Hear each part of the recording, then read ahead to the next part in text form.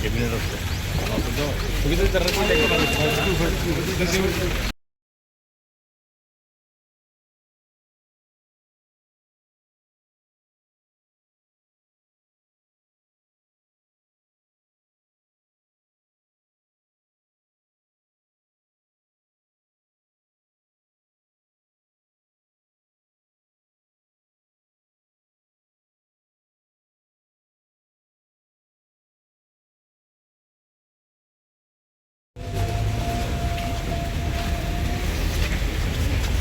কি আলোচনা আমাদের প্রত্যেক মাসে কমিটি বৈঠক হয়। তো বিগত কয়েকদিন যাবত সেটা হচ্ছিল না, সেটাকে আবার রিস্টোর করা।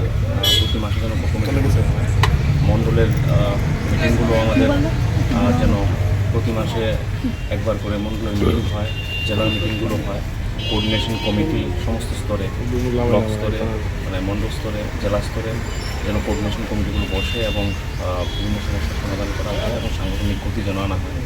আমাদের বিভিন্ন কমিটিগুলো যেগুলো পেন্ডিং রয়েছে, স্টেট কমিটি, জেলা কমিটি, সেগুলো যেন তাড়াতাড়ি করা হয়।